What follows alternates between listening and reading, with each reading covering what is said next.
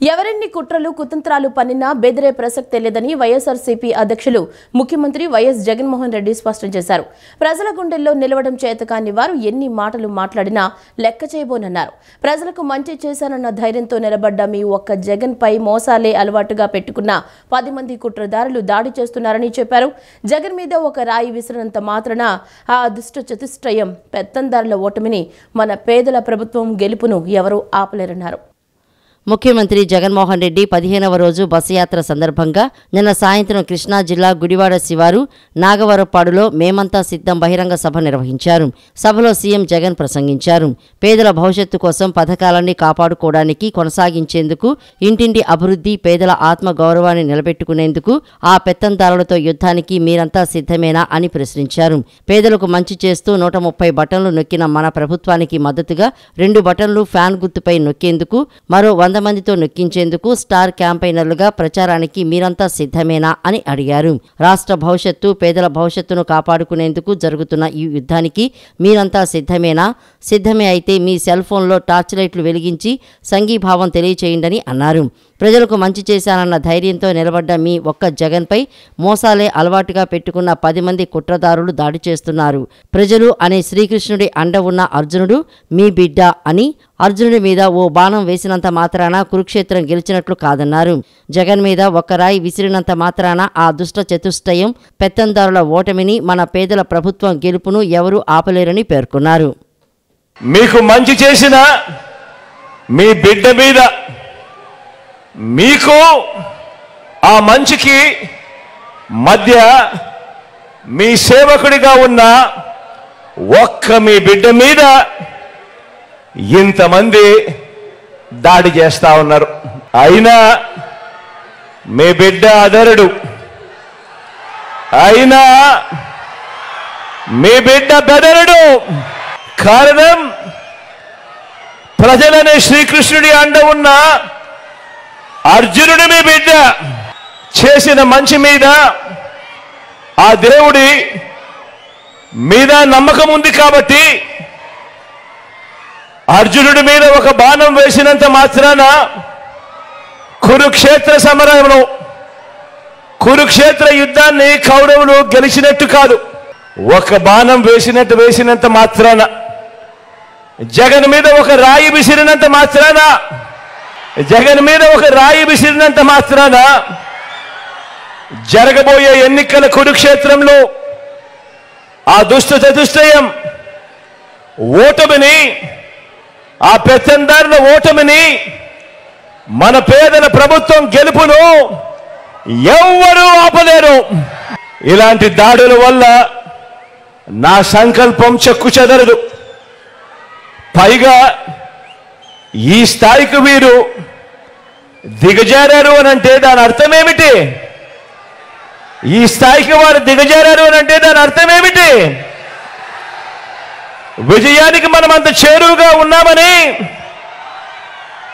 విజయానికి వాళ్ళంత దూరంగా ఉన్నారనే కదా దాని అర్థము.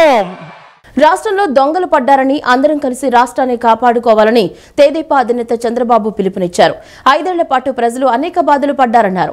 మద్యం, కరెంటు బిల్లు, ఇసుక, సిమెంటు, ఇనుము, పెట్రోల్, డీజిల్, నిత్యావసర వస్తువుల ధరలు పెంచేసి ప్రజల రక్తాన్ని జగన్ జలగలా పీల్చేశారని విమర్శించారు. చెత్త పన్ను, వృత్తి పన్ను పేరుతో ప్రజల్ని నిలువున ముంచేశారని మండిపడ్డారు. టీడీపీ అధికారంలోకి రాగానే మెగా డిఎస్సీ వేస్తామని, 4000 పింఛన్ను ఇంటికే తీసుకొచ్చిస్తామన్నారు. యువతకు ఉద్యోగాలు రావాలంటే కూటమి ప్రభుత్వం అధికారంలోకి రావాలని చంద్రబాబు అన్నారు. శ్రీకాకుళం జిల్లా పలాసలో నిన్న నిర్వహించిన ప్రజాగలం బహిరంగ సభలో టీడీపీ అధినేత చంద్రబాబు ప్రసంగించారు. తిత్లీ తుఫాను వచ్చినప్పుడు పలాసలోనే 14 రోజులు ఉండి చర్యలు చేపట్టామని, ఆ సమయంలో జగన్ పక్కనే ఉన్నా ఇక్కడికి రాలేదని తెలిపారు. నాయకుడు అంటే ప్రజల కష్టాల్లో ఉన్నప్పుడు వెంటనే రావాలని పేర్కొన్నారు. 480 కోట్ల ప్యాకేజీ ఇచ్చాకే పలాస నుంచి వెళ్లానని అన్నారు. తుఫానుకు దెబ్బతిన్న జీడీ తోటలకు పరిహారం ఇచ్చామని చెప్పారు. కిడ్నీ బాధితులకు మొట్టమొదట పింఛను ఇచ్చిన పార్టీ టీడీపీ అని తెలిపారు.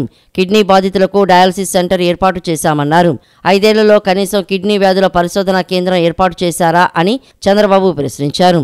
ప్రభుత్వ ఉద్యోగాలు ఎక్కువగా సాధించేది ఉత్తరాంధ్ర యువతేనన్న చంద్రబాబు, అందులో శ్రీకాకుళం యువత చాలా మంది మంది ఆర్మీలో ఉద్యోగాలు సాధిస్తున్నారని అన్నారు.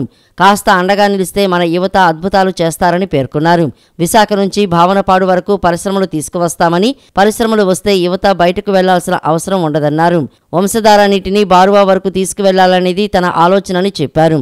అధికారంలోకి రాగానే మెగా డిఎస్సి వేస్తామని, 4,000 పింఛను ఇంటికే తీసుకువచ్చి ఇస్తామని చెప్పారు.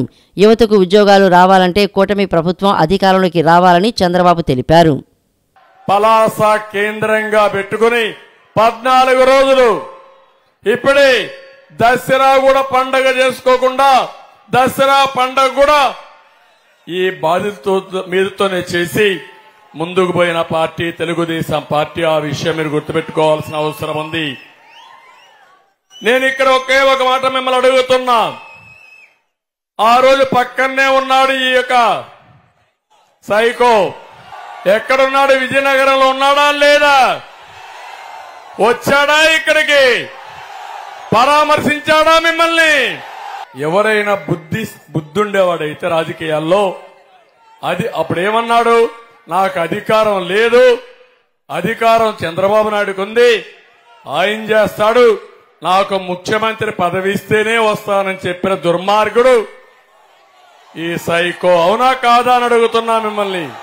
నరేగా కింద కూడా ఒక ప్రోగ్రాం పెట్టి మళ్లీ జీడి మొక్కలు కూడా మీకు ఇచ్చి, జీడి తోటలకు నష్టపరిహారం ఇచ్చి మళ్ళా పంటల అభివృద్ధి చేయాలనుకున్నారు.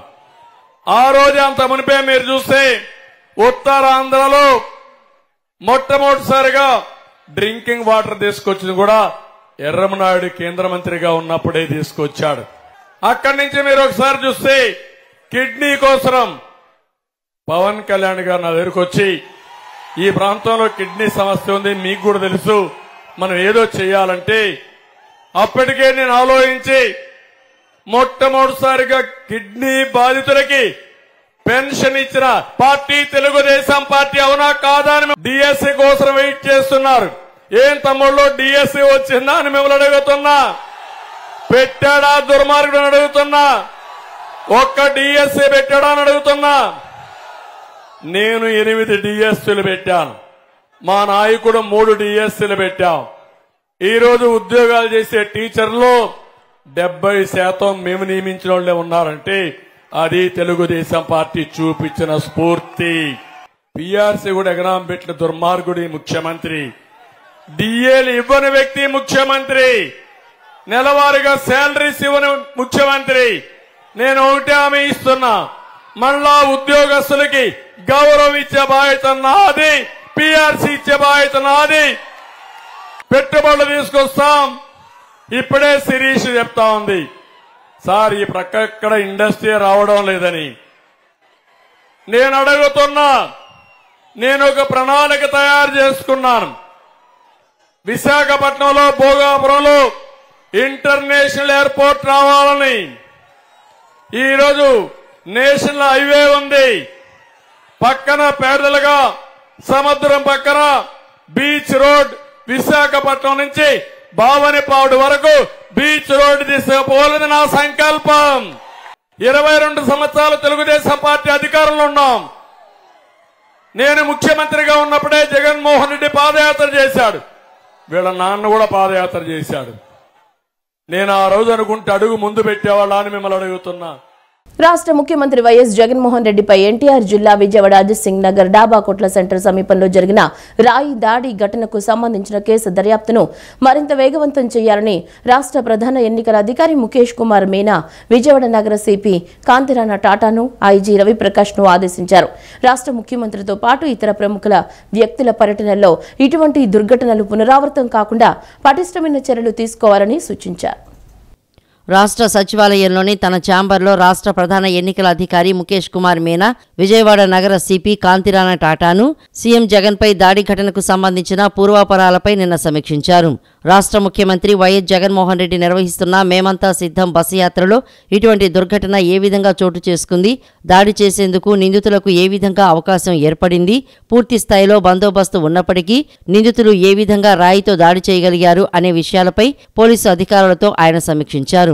ఈ ఘటనకు సంబంధించి ఇప్పటికే అదుపులోకి తీసుకున్న కొంతమంది నిందితులపై విచారణ ఏ విధంగా సాగుతోంది, ఆ విచారణలో బయటపడిన విషయాలపై ఆయన ఆరా తీశారు.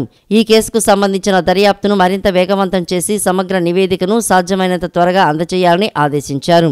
ఈ దుర్ఘటనకు సంబంధించి పూర్వాపరాలు, ప్రస్తుతం జరుగుతున్న దర్యాప్తు ప్రగతిని వీడియో విజువల్స్ ఫోటోల ద్వారా విజయవాడ నగర పోలీస్ కమిషనర్ కాంతిరాణ టాటా రాష్ట్ర ప్రధాన ఎన్నికల అధికారి ముఖేష్ కుమార్ మీనాకు వివరించారు. సీఎం వైఎస్ జగన్మోహన్ రెడ్డిపై దాడి కేసులో విచారణ వేగంగా సాగుతోందని, అతి త్వరలో నిందితులను పట్టుకుంటామని విజయవాడ పోలీస్ కమిషనర్ కాంతిరాణ టాటా చెప్పారు. ఈ కేసు దర్యాప్తులో భాగంగా దాడి జరిగిన ప్రాంతంలోని సీసీ కెమెరాలన్నీ పరిశీలించామన్నారు. దర్యాప్తు కోసం ప్రత్యేక టీంలు ఏర్పాటు చేశామని, దాడి జరిగినప్పుడు ఆ ప్రాంతంలో ఎవరెవరు ఉన్నారో సెల్ ఫోన్స్ డేటా పరిశీలించినట్లు చెప్పారు. విజయవాడ పోలీస్ కమిషనర్ కార్యాలయంలో కాంతిరాణ టాటా నిన్న విలేకరుల సమావేశం నిర్వహించారు. సమావేశంలో ఆయన మాట్లాడుతూ ఎన్టీఆర్ జిల్లాలో 22 కిలోమీటర్ల మేర సీఎం బస్సు యాత్ర కొనసాగిందని అన్నారు. యాత్ర సందర్భంగా మొత్తం 1480 మంది పోలీసు సిబ్బంది బందోబస్తు విధులు నిర్వహించారని, బస్సు యాత్ర వెంబడి మొత్తం 40 రోప్ పార్టీలు ఏర్పాటు చేశామని అన్నారు. Traffic, APSC teams, dog squads, access control సిబ్బంది కూడా పనిచేశారని అన్నారు. బస్సు యాత్రకు అడ్డంకులు ఉన్న చోట్ల ప్రోటోకాల్ ప్రకారం కరెంటు నిలిపివేశామని చెప్పారు. సెక్యూరిటీ, సేఫ్టీ కోసం రూఫ్ టాప్ వీఐపీ ప్రోగ్రాం ఉన్న చోట ముందుగానే కరెంటు నిలిపివేస్తారని చెప్పారు.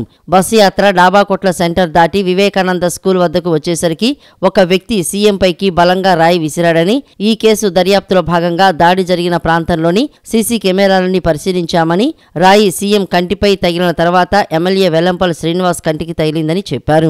దర్యాప్తు కోసం ప్రత్యేక టీంలు ఏర్పాటు చేశాం. దాడి జరిగినప్పుడు ఆ ప్రాంతంలో ఎవరెవరు ఉన్నారో సెల్ ఫోన్స్ డేటా పరిశీలించాం. 50 మందికి పైగా అనుమానితులను విచారించామని, అతి త్వరలోనే ఖచ్చితంగా నిందితుడిని పట్టుకుంటామని సిపి తెలిపారు. మొత్తం ఒక 1480 మంది ఆఫీసర్స్ అండ్ స్టాఫ్ ఈ బందోబస్తులో పాల్గొన్నారు. మొత్తం ఈ 22 కిలోమీటర్స్ ఏదైతే బందోబస్తు ఉందో మొత్తం 1480 మంది స్టాఫ్ పాల్గొన్నారు. ఎక్కడైతే ఆ ప్రోగ్రాంలో ఇండికేట్ చేశారో ఇంపార్టెంట్ పాయింట్స్ కానివ్వండి, జంక్షన్స్ కానివ్వండి, ఎక్కడైతే పబ్లిక్ గ్యాదరింగ్ ఉంటుందో, ఎక్కడైతే గజమాల ప్రజెంటేషన్ ఉంటుందో అలాంటివన్నీ కూడా మనం సఫిషియెంట్ ఫోర్స్తో కవర్ చేయడం జరిగింది. ఇందులో భాగంగా స్టాటిక్ బందోబస్తు అంటే ఆ రూట్ వెంబటి, అంటే along the route to the left and to the right, ఇది స్టాటిక్ బందోబస్తు ప్లస్ ఇంపార్టెంట్ జంక్షన్స్ దగ్గర బందోబస్తుగా 880 persons మనం పెట్టడం జరిగింది. కరెంట్ అనేది ఇక్కడనే కాదు, ఎక్కడైనా సరే ఒక వీవీఐపీ ప్రోగ్రామ్ ఉన్నప్పుడు, రూఫ్ టాప్ ప్రోగ్రామ్ ఉన్నప్పుడు కంపల్సరీగా ఆఫ్ చేస్తారు. అదొకటి. రెండోది, కొన్ని ప్రదేశాల్లో పడిన వర్షం, ఆ గాలి దుమారం మూలంగా కొన్ని చోట్ల పవర్ లైన్స్ కూడా ఆఫ్ చేశారు. ఇది డెలిబరేట్గా as a matter of security, as a matter of safety, ఎక్కడైతే సీఎం గారు పాస్ అవుతున్నారో అక్కడ పవర్ ఆఫ్ చేయడం జరిగింది. వివేకానంద స్కూల్ తర్వాత గంగారామ టెంపుల్ అటువైపు అక్కడ రీచ్ అయిన సందర్భంలో ఒక వ్యక్తి ఒక రాయిని విసరడం జరిగింది. అంటే మేము లాస్ట్ 2 daysగా అక్కడ ఆల్ అవైలబుల్ CCTV కెమెరాస్, అంటే దాదాపు 24 CCTV కెమెరాస్ వాటి ఫుటేజ్ చూసాము. వాటిని రెలవెంట్ అన్నీ డౌన్లోడ్ చేయగా దాంట్లో ఇన్ఫర్మేషన్ ప్రకారం తర్వాత అక్కడ చాలామంది సెల్ ఫోన్స్లో కూడా వీడియో రికార్డింగ్స్ చేశారు. ఆ వీడియో రికార్డింగ్స్ చేసినప్పుడు దాని నుంచి మనం సేకరించిన సమాచారం, తర్వాత లైవ్ ఐ విట్నెసెస్ ఎవరైతే ఆ ప్రాంతంలో ఎవరైతే ఉంటారో వాళ్ళ నుంచి మనం సేకరించిన సమాచారం ప్రకారం డెఫినెట్గా ఒక రాయి అనేది ఒక వ్యక్తి బలంగా విసరడం జరిగింది. అది సీఎం గారికి ఎడమవైపు, అంటే సీఎం గారు వెళ్తుంటే లెఫ్ట్ సైడ్ నుంచి ఒక వ్యక్తి ఒక రాయిని విసరడం జరిగింది. అది సీఎం గారికి లెఫ్ట్ సైడ్ ఫోర్ హెడ్ మీద తగిలి అక్కడి నుంచి పక్కన ఉన్న వెల్లంపల్లి శ్రీనివాస్ గారి ముక్కుకి కంటికి తగిలి అక్కడి నుంచి కింద పడడం మనం వీడియో ఫుటేజ్లో చాలా క్లియర్గా ఉంది. ఆ వీడియో ఫుటేజెస్ మా దగ్గర ఉన్నాయి. వాటి కూడా ఎన్హాన్స్మెంట్ కోసం FSL ల్యాబ్ కూడా పంపించాము. దాంట్లో ఒక రాయి అని మాత్రం మనం ఖచ్చితంగా చెప్పొచ్చు. ఎవరైనా లా అండ్ ఆర్డర్ సస్పెక్ట్స్ ఉన్నా వాళ్ళందరూ కూడా ఇప్పటి వరకు 50-60 మందిని మనం పిలిచి క్వశ్చనింగ్ చేయడం కూడా జరిగింది. కొంతమంది మీద అయితే మనకు అనుమానం ఉంది, but that's still matter of investigation. కొద్దిగా టైం పడుతుంది. ముఖ్యమంత్రి వైఎస్ జగన్మోహన్ రెడ్డికి వస్తున్న ఆదరణ చూసి ప్రతిపక్షాలు భయపడుతున్నాయని వైఎస్ఆర్సీపీ ప్రధాన కార్యదర్శి సజ్జల రామకృష్ణారెడ్డి అన్నారు. సీఎం జగన్ పై జరిగిన దాడిని భద్రతా వైఫల్యం అంటున్న టీడీపీ నేతలు ఏం వైఫల్యమో చెప్పడం లేదని మండిపడ్డారు. ఎక్కడ నింద తమపైకి వస్తుందోనని టీడీపీ భయపడుతుందని అన్నారు. ఎవరైనా వారిపై వారే దాడి చేయించుకుంటారా అని ప్రశ్నించారు. వచ్చే ఎన్నికల్లో టీడీపీ అడ్రస్ గల్లంతవుతుందని భయపడుతున్నారన్నారు. వైఎస్ఆర్సీపీ ప్రధాన కార్యదర్శి సజ్జల రామకృష్ణారెడ్డి నిన్న విలేకరుల సమావేశం నిర్వహించారు. సమావేశంలో ఆయన మాట్లాడుతూ సీఎంపై జరిగిన దాడిపై ప్రతిపక్షాలన్నీ ఒకేలా మాట్లాడుతున్నాయని అన్నారు. సీఎంపై దాడి జరిగితే డ్రామా అనడం సరికాదని హితవు పలికారు. వైఎస్ జగన్కు నాటకాలు డ్రామాలు ఆడటం రాదని అన్నారు. చంద్రబాబు దాడిని ఖండిస్తున్నామంటూనే డ్రామాలు అంటున్నారని మండిపడ్డారు. అసలు ఏం మాట్లాడుతున్నాడో పవన్కే అర్థం కావడం లేదని దుయ్యబట్టారు. ప్రతిపక్షాలకు పుట్టగతులుండవని అర్థమైందని, డ్రామాలాడే వారైతే గాయాన్ని ప్రజలకు చూపించేవారని అన్నారు. గతంలో కానీ ఇప్పుడు కానీ జనాలకు గాయాన్ని చూపించలేదని అన్నారు. డ్రామాలంటున్న వారెవరైనా రాయితో కొట్టించుకోగలరా? విషయాన్ని డైవర్ట్ చేయడానికి ప్రతిపక్షాలు ప్రయత్నిస్తున్నాయని చెప్పారు. మనిషికి దెబ్బ తగిలితే సానుభూతి చూపించి ప్రధానమంత్రి ఇంక్లూడింగ్ చంద్రబాబు కూడా అన్నాడు మళ్ళీ విచిత్రం, ఖండిస్తున్నాను ఇదని చెప్పి అంటూనే మళ్ళీ ఇంకో పక్క దాడి అని ఆయనే అని మళ్ళీ ఇంకో పక్క ఇది డ్రామా అని ఆయనే అంటాడు. దాడి అయినా కావాలి, డ్రామా అన్నా కావాలి. అందులో దేనికి చంద్రబాబు స్టిక్ అయి ఉన్నాడు, దేని ఆయన గట్టిగా ఫీల్ అవుతున్నాడు, ఎందుకు అదైనా గట్టిగా చెప్పలేకపోతున్నాడు అంటే ఏమన్నా మళ్ళీ సింపతి వస్తుందేమో అని భయం జగన్మోహన్ రెడ్డి గారికి. ఇలాంటి వీళ్ళ డ్రామాలు వీళ్ళకున్నాయి అలవాటు. ఇప్పుడు కూడా వాళ్ళు డ్రామాలు వేస్తున్నారు, నటిస్తున్నారు. ఒక ఇన్సిడెంట్ దుర్ఘటనకు సంబంధించి ఈ మాట్లాడాల్సిన పద్ధతిలో కాకుండా అసహ్యంగా అసభ్యంగా మాట్లాడుతున్నారు.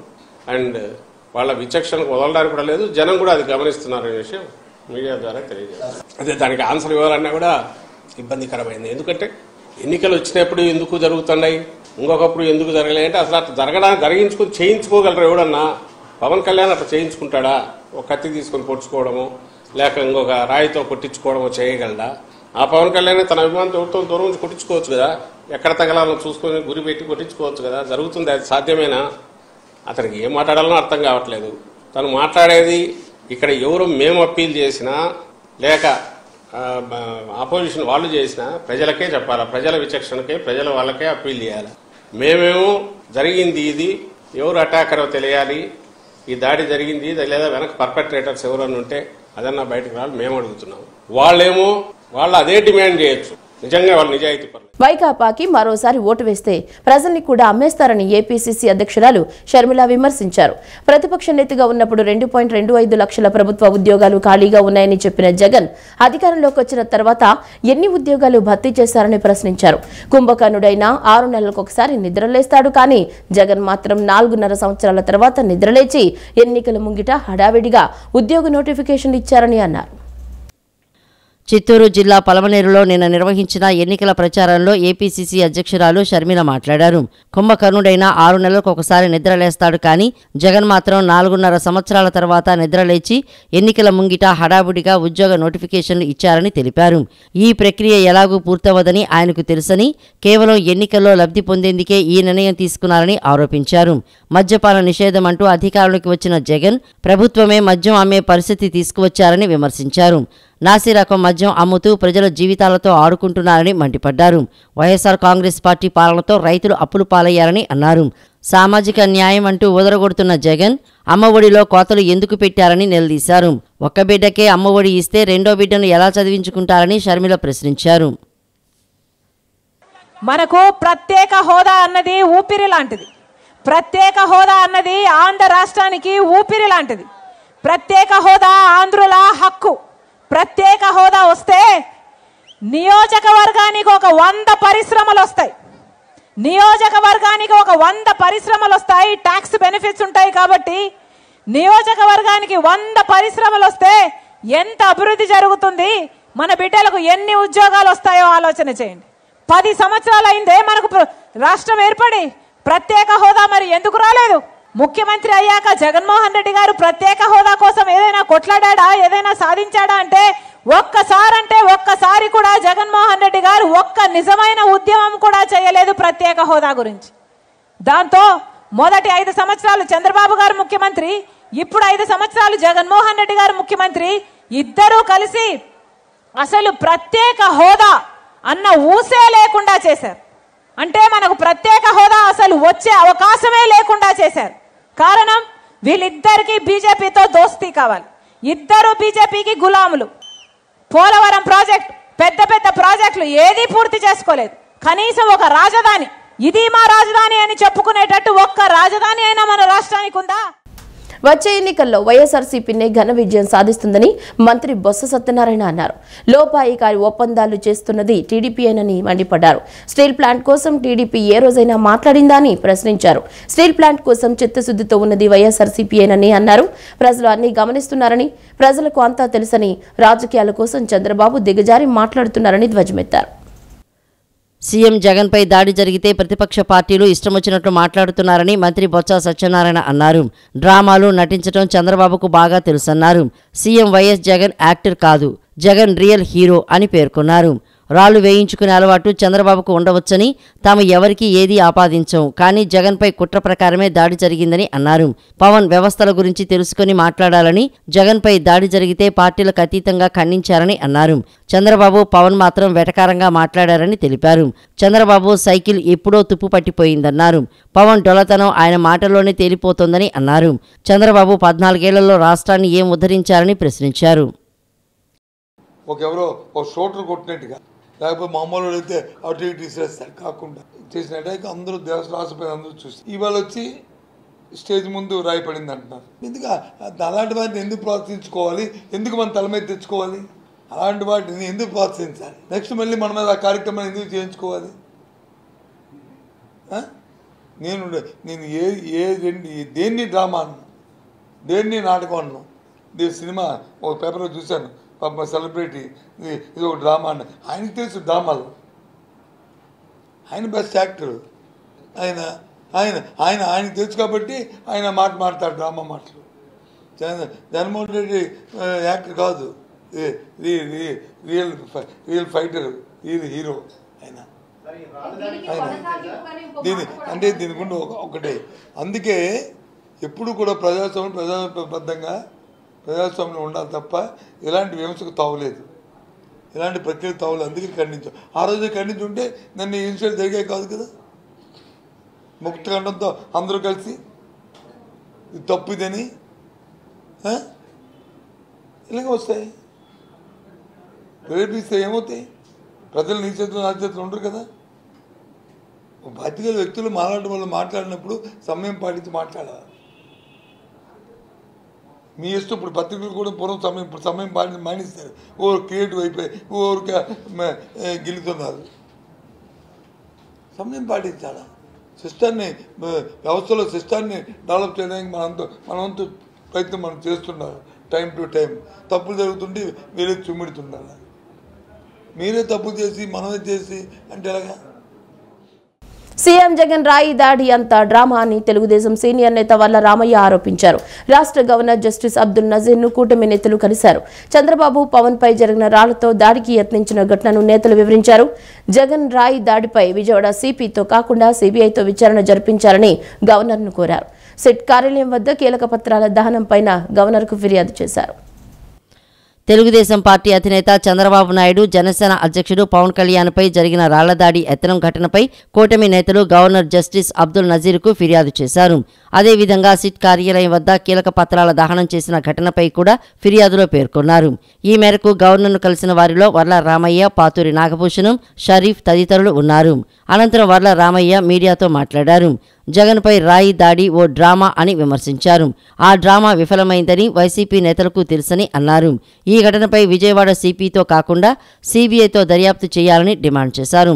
అదేవిధంగా చంద్రబాబుపై పెట్టిన తప్పుడు కేసుల పత్రాలని తగలబెట్టారన్న వర్లారామయ్య, తప్పుడు కేసుల పత్రాల కాల్చివేతలో విజిలెన్స్ అండ్ ఎన్ఫోర్స్మెంట్ సిట్ అధిపతి కొల్లి రఘురామరెడ్డి పాత్ర ఉందని మండిపడ్డారు. కొల్లి రఘురామరెడ్డిపై క్రమశిక్షణా చర్యలు తీసుకోవాలని డిమాండ్ చేశారు.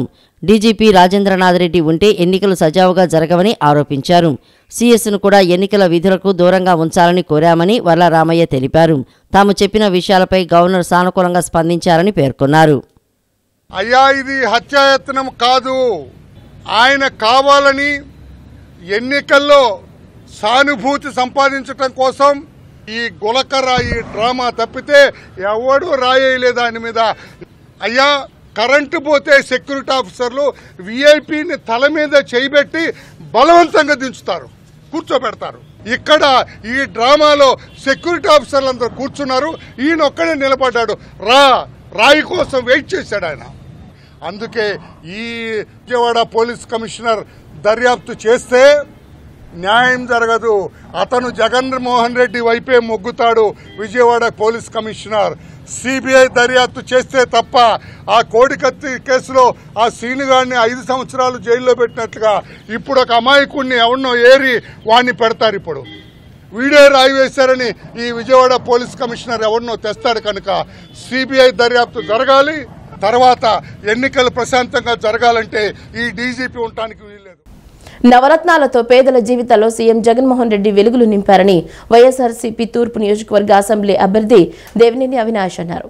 పాదయాత్రలో ఇచ్చిన హామీలో 98% పైగా హామీలు నెరవేర్చిన ఘనత వైఎస్ఆర్సీపీ ప్రభుత్వానికే దక్కుతుందని తెలిపారు.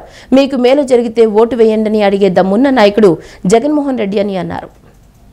రాణిగారి తోట 17వ డివిజన్లోని పలు వీధుల్లో వైఎస్ఆర్సీపీ తూర్పు నియోజకవర్గ అసెంబ్లీ అభ్యర్థి దేవినేని అవినాష్ నిన్న ఎన్నికల ప్రచారం నిర్వహించారు.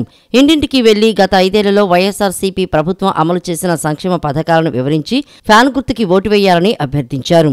ఈ సందర్భంగా అవినాష్ మాట్లాడుతూ సంక్షేమ పథకాలను ఎలాంటి అవినీతి అక్రమాలకు తావు లేకుండా కుల మత పార్టీలకు అతీతంగా అర్హత కలిగిన ప్రతి ఒక్కరికి అందజేస్తున్నామని చెప్పారు. వాలంటీర్ల వ్యవస్థతో సంక్షేమ పథకాలన్నీ ఇంటికి చేరుతున్నాయని అన్నారు. పాదయాత్రలో ఇచ్చిన హామీల్లో 98% పైగా హామీలు నెరవేర్చిన ఘనత వైఎస్ఆర్సీపీ ప్రభుత్వానికే దక్కుతుందని తెలిపారు. మీకు మేలు జరిగితే ఓటు వేయంటనే అడిగే దమ్మున నాయకుడు జగన్మోహన్ రెడ్డిని పేర్కొన్నారు. తెల్లవారుజామునే పింఛన్ అందాలన్నా, పిల్లల చదువులు సక్రమంగా సాగాలన్నా, ఖరీదైన వైద్యం పేదలకు అందాలన్నా వైఎస్ఆర్సీపీని ఆశీర్వదించాలని కోరారు. త్వరలో జరగనున్న ఎన్నికల్లో ఫ్యాన్ గుర్తుకి ఓట్లేసి తనను ఎమ్మెల్యేగా, కేశినేని శ్రీనివాస్ నానిని ఎంపీగా అత్యధిక మెజారిటీతో గెలిపించి మళ్లీ జగన్మోహన్ రెడ్డిని సీఎంను చేయాలని విజ్ఞప్తి చేశారు. ప్రాంతంలో అభివృద్ధి కార్యక్రమాలు చేయక మేము ఎన్నో ఇబ్బందులు పడ్డాం. ఈరోజు జగన్మోహన్ రెడ్డి గారి ఒక నాయకత్వంలో మా ప్రాంతంలో రోడ్లు కానివ్వండి, డ్రైనేజ్ కానివ్వండి, వాటర్ సప్లై కానివ్వండి, మరీ ముఖ్యంగా మా ప్రాంతంలో రిటైనింగ్ వాల్ కట్టిన ఘనత ఈరోజు వైఎస్ జగన్మోహన్ రెడ్డి గారికి దక్కుతుందని చెప్పని ప్రతి ఒక్కరిగా చెప్పడం చాలా ఆనందంగా ఉంది. అదేవిధంగా గడప గడప మన ప్రభుత్వ కార్యక్రమంలో మేము తిరిగినప్పుడు ఏదైతే ఇష్యూస్ ఉన్నాయో, ఏ సమస్యలు అయితే ప్రజానీకం ఆ రోజు మాకు చెప్పారో, కేవలం సంవత్సరంన్నర కాలంలో 98% పైగా ఏదైతే సమస్యలు పరిష్కరించిన ప్రభుత్వం ఏదో ఉందంటే అది ముఖ్యమంత్రి వైఎస్ జగన్మోహన్ రెడ్డి గారు ఒక ప్రభుత్వం. ఈరోజు ప్రతి ఇంటికి గారి సంక్షేమ కార్యక్రమం, ఈరోజు అమ్మఒడి దగ్గర నుంచి, చేయూత దగ్గర నుంచి, కాపు నేస్తం అవనివ్వండి, ఈబీసీ నేస్తం అవనివ్వండి, ఇళ్ల స్థలాలే అవనివ్వండి, వాహన్ మిత్ర అవనివ్వండి, విద్యా కానుక, విద్యా దీవెన, ఆసరా, ఇలా అనేక పథకాలు ఈరోజు ముఖ్యమంత్రి జగన్మోహన్ రెడ్డి గారి ఒక నాయకత్వంలో ప్రతి ఇంటికి గారు చేరవేసే విధంగా. కార్పొరేటర్ రామిరెడ్డి, వైసీపీ నాయకులు మాట్లాడుతూ వైసీపీ ప్రభుత్వం వచ్చిన తర్వాత డివిజన్లో అనేక అభివృద్ధి కార్యక్రమాలు జరిగాయని అన్నారు. ప్రజలకు మౌలిక సదుపాయాలు కల్పించామని చెప్పారు. మీకే మేము మా మద్దతు. జగనన్నను మళ్ళీ 2024లో ముఖ్యమంత్రిగా, తూర్పు నియోజకవర్గంలో అవినాష్ గారిని ఎమ్మెల్యేగా గెలిపించి తూర్పులో జెండా ఎగరేస్తున్న అక్క చెల్లెమ్మలు అందరూ కూడా వాళ్ళు చెప్పడం జరుగుతుంది. ఇదే 17 డివిజన్లో సంక్షేమ పథకాలు 8,000 మందికి వస్తున్నాయి. అదేవిధంగా ఏదైతే తారక రామారావు రాణిగారి తోటలో కూడా ఎన్నో రోజుల నుంచి రిటర్నింగ్ వాల్ పెండింగ్ ఉంటే ఆ రిటర్నింగ్ వాల్ కూడా అవినాష్ గారి ఇవాళ ఇక్కడ కట్టడం కూడా జరిగింది. ఆ రిటర్నింగ్ వాల్ కట్టిన తర్వాత చాలామంది కూడా చాలా ఇబ్బంది లేకుండా చాలామందికి ఆనందంగా వ్యక్తం చేస్తున్నారు. సీఎం జగన్ గారి సమక్షంలో వైఎస్ఆర్ కాంగ్రెస్ పార్టీలో చేరడం జరిగింది. వైఎస్ కాంగ్రెస్ పార్టీ చేసే సంక్షేమ కార్యక్రమం కానీ అభివృద్ధి కార్యక్రమాల పట్ల ఆకర్షితుడినయ్యి నేను సిపిఐ పార్టీ నుంచి ఈరోజు వైఎస్ఆర్ కాంగ్రెస్ పార్టీలోకి చేరడం జరిగింది. ఈ రోజు నుంచి ప్రతిరోజు ప్రతి కార్యక్రమంలో పాల్గొంటూ దేవినేని అవినాష్ గారి విజయం కోసం సాయశక్తులా కృషి చేస్తానని. గన్నవరం నియోజకవర్గ అభివృద్ధి ధ్యేయంగా యార్లగడ్డ వెంకట్రావు ముందుకు సాగుతున్నారని ఆయన సోదరుడు సతీష్ పేర్కొన్నారు. బాపులపాడు మండలం కొత్తపల్లి గ్రామంలో సతీష్ తన సతీమణి లక్ష్మితో కలిసి ఎన్నికల ప్రచారం నిర్వహించారు. గ్రామంలో ఇంటింటికి తిరుగుతూ టీడీపీ ప్రకటించిన ఎన్నికల మేనిఫెస్టోను గన్నవరం నియోజకవర్గ అభివృద్ధికి చేపట్టనున్న సూపర్ 6 పథకాల కరపత్రాలను పంపిణీ చేశారు. ఈ సందర్భంగా ఆయన మాట్లాడుతూ తన సోదరుడు వెంకట్రావు గన్నవరం అభివృద్ధి కోసం ప్రత్యేక ప్రణాళిక రూపొందించారని చెప్పారు. మల్లవల్లి పారిశ్రామిక వాడలో పూర్తిస్థాయి పరిశ్రమల ఏర్పాటుకు తన సోదరుడు వెంకట్రావు కృషి చేస్తారని హామీ ఇచ్చారు. రానున్న ఎన్నికల్లో గన్నవరం అసెంబ్లీకి సైకిల్ గుర్తుపై ఓటు వేసి భారీ మెజారిటీతో గెలిపించాలని, బందరు పార్లమెంట్ జనసేన అభ్యర్థి బాలశౌరికి గాజు గ్లాసు గుర్తుపై ఓటు వేసి గెలిపించాలని విజ్ఞప్తి చేశారు. జగన్పై జరిగిన దాడితో చంద్రబాబు తన ఓటమిని ఖాయం చేసుకున్నారని ఏపీ ఇండస్ట్రియల్ కార్పొరేషన్ చైర్పర్సన్ బండి పుణ్యశీల అన్నారు. దాడికి పాల్పడమే కాకుండా కూటమి నేతలు విమర్శలు చేయడం గర్హనీయమన్నారు. చంద్రబాబు పవన్ లాగా జగన్ నటించారని పేర్కొన్నారు. డివిజన్లోని తన కార్యాలయంలో ఏర్పాటు చేసిన విలేకరుల సమావేశంలో ఆమె మాట్లాడుతూ పవన్ కళ్యాణ్ విచక్షణ రహితమే ఆయన ఎమ్మెల్యే కాకపోవడానికి కారణమని చెప్పారు. పవన్ ను నాయకుడిగా ప్రజలు అంగీకరించడం లేదన్నారు. సీఎం జగన్ పై విమర్శలు చేసే ముందు పవన్ మాటలు జాగ్రత్తగా మాట్లాడాలన్నారు. రాజకీయంగా ఎదుర్కోలేక ఇలాంటి పనులు చేస్తున్నారని మండిపడ్డారు. చిన్న రాయికే చిన్న గులకరాయికే ఏమైపోతుంది అని చెప్పని అసలు ఎంత నీచంగా అటు చంద్రబాబు నాయుడు కానీ ఇటు దత్తపుత్రుడు గారు కానీ ఎంత అసహ్యంగా మాట్లాడుతున్నారంటే వాళ్ళ విజ్ఞతి ఇదేనా అనిపిస్తూ ఉంది. ఇటీవలే వచ్చేసినటువంటి జనసేనని తట్టుకోలేక వచ్చేసినటువంటి పోతిన మహేష్ గారు ఓ మాట చెప్పారు. నిజంగా నటించేవాడు కళాకారుడైతే రాజకీయంగా నటించేవాడు ఎప్పటికీ నాయకుడు అవ్వలేడు అని. ఇది వాస్తవంతో కూడినటువంటి విషయం. ఎందుకంటే మీకు నటించేటప్పుడు డూపులు ఉంటారు. అందుకే పాదయాత్ర చేసేటప్పుడు జగన్మోహన్ రెడ్డి గారిని చూసి పులిని చూసి నక్క వాత పెట్టుకుందన్నట్టుగా 2 కిలోమీటర్లు నేను కూడా నడిచేస్తానని చెప్పని నువ్వు మొదలుపెట్టిన తర్వాత పవన్ కళ్యాణ్ గారు 2 కిలోమీటర్లు నడవగానే ఆసుపత్రిలోకి వెళ్ళి కూర్చున్నాం. మా నాయకుడు 3678 కిలోమీటర్లు ప్రజా సంకల్ప యాత్రగా చేసి విజయాన్ని సాధించాడు. అది పట్టుదలంటే, అది నాయకత్వం అంటే, అది ప్రజలకి నమ్మకమైనటువంటి భరోసాని కల్పించడం అంటే. ఏం తెలుసు నీకు? ప్రజా పాలన, ప్రజా నాయకత్వం అంటే ఏం తెలుసు నీకు? ప్రజల కోసం కష్టపడటం అంటే ఏం తెలుసు నీకు? నోటికి ఏదొస్తే అది అంతేలే. సినిమాల్లో నటించేటప్పుడు కొన్ని ఫైట్ సీన్స్లో మీరు యాక్ట్ చేయలేకపోతే మీకు ఏదన్నా దెబ్బలు తగులుతాయి, శారీరకంగా ఏదన్నా ఇబ్బంది కలుగుతుంది అనే పరిస్థితి వస్తే డూపుల్ని పెట్టుకుంటూ ఉంటారు కదా. మీకు అది అలవాటు అయిపోయినట్టు మా జగన్మోహన్ రెడ్డి గారికి అది అలవాటు కాదు. అదో పెద్ద దెబ్బ, అదో పెద్ద ఇదా అని మాట్లాడటం నిజంగా విచక్షణ లేనటువంటి మీ మాట తీరుకి నిదర్శనం. విజయవాడ సింగ్ నగర్లో ముఖ్యమంత్రిపై జరిగిన దాడిని 29వ డివిజన్ కార్పొరేటర్ కొంగిట్టెల లక్ష్మీపతి ఖండించారు. రాజకీయంగా ఎదుర్కోలేక ఇటువంటి దాడులకు పాల్పడడం సిగ్గుచేటని మండిపడ్డారు. చంద్రబాబుకు వెన్నుపోటు పొడవటం పరిపాటి అని, ప్రజాస్వామ్యబద్ధంగా నడుచుకోవాలి కానీ ఇలాంటి హేయమైన చర్యలకు పాల్పడకూడదని హితవు పలికారు. సెంట్రల్ వెల్లంపల్లి శ్రీనివాస్ ముఖ్యమంత్రిగా జగన్ గెలవబోతున్నారని, అందుకే ఇలాంటి దాడులకు పూనుకుంటున్నారని ధ్వజమెత్తారు. బోండా ఉమా సరైన రీతిలో బుద్ధి చెప్తామని హెచ్చరించారు. ఎయిర్ గన్తో కొట్టారనేది ఒక చెప్తున్నారు. చాలా దుర్మార్గం. దాన్ని తీవ్రంగా మేమంతా ఖండిస్తున్నాం. విజయవాడ వైఎస్ఆర్ కాంగ్రెస్ పార్టీ తరఫున అందరం ఖండిస్తున్నాం. ఇలాంటి దుర్మార్గ చర్యలు చేయడం అనేది ప్రజాస్వామ్యంలో చాలా తప్పుడు పని. ఎందుకంటే రాజకీయంగా ఎదుర్కోలేక జగన్మోహన్ రెడ్డి గారిని ఎట్లాగో ఈ జగన్మోహన్ రెడ్డి గారు ఈ పార్టీ ఉంటే మనం అధికారానికి రాలేమనే దురుద్దేశంతో చేసిన కుట్రలో భాగంగా ఈరోజు జగన్మోహన్ రెడ్డి గారి మీద ఆయన దాడి చేయటం, ఇది వీళ్ళందరికీ ఎప్పుడు ఈ చంద్రబాబుకి ఎన్ని ఓట్లు పడటం, ఇట్లా దాడులు చేయటం బాగా పరిపాటి అయిపోయింది. కానీ జనం రాబోయే రోజుల్లో జనం గట్టిగా బుద్ధి చెప్తారు.